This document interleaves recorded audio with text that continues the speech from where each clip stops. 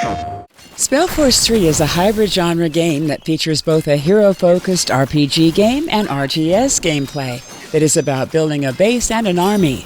That might sound complex to control, especially on a controller, so we thought about giving you a short introduction to the controls with a controller in SpellForce 3. Command your hero and entire armies with a mere push of a button. A good view of the battlefield is the most important part for any general. In SpellForce 3, you can control the camera's position by moving the left stick on your controller. To zoom in or out, simply move the right stick up or down. To rotate it, move it left or right. Take command over your army by hovering over a building or unit like this scout here. Press cross to select him and triangle to give your scout a movement command to the desired location. If you prefer it the other way around, you can swap the select and issue command buttons by opening the options menu and checking the corresponding option under controls.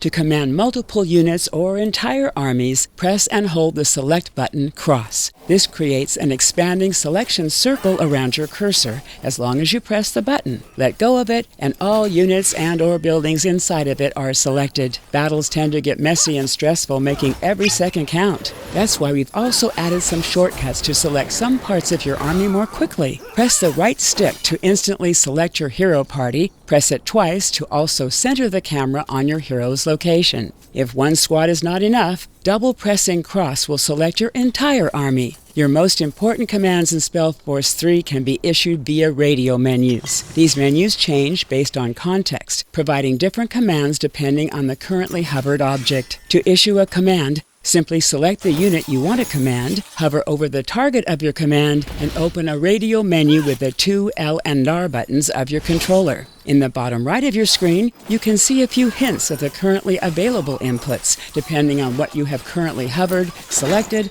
or which radio menu you have open. Let's have a look at the construction of your war camps. To build a woodcutter, move your cursor next to a forest area and press and hold L2 and cycle through the available buildings with your left stick. Confirm your selection by pressing cross and place the building at a viable location around your cursor. Supplying an army can be tricky. You should also build a second woodcutter, a hunting cabin, and a stonecutter. Many buildings in SpellForce 3 need workers. Adjust the number of workers for each building by hovering over it and pressing directional button down to remove a worker or directional button up to add one. Some of those structures allow you to train units or research new technologies. Probably the most important of those buildings is the Godstone, which serves a variety of purposes. For now, let's focus on recruiting a hero. Hover over the Godstone, press and hold L1, and choose one of the 2 available heroes to support your army. Your hero helps you invade neutral or enemy territory. Select your hero and command them to conquer the nearest sector by hovering over its center and pressing the Issue Command button, which is triangle by default. Congratulations, General! You have just conquered your first sector. Now you can hover over your flag, press and hold L1, and select to upgrade it to an outpost. New sectors are necessary to supply your growing army. Make sure to build another stonecutter and hunting cabin to ramp up your resource production. In your next sector, you can now build barracks to train the basic units of your faction. Hover over your barracks and press and hold L1 to recruit more units.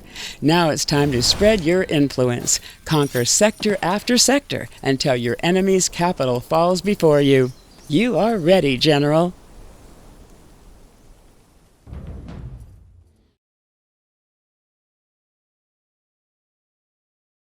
PlayStation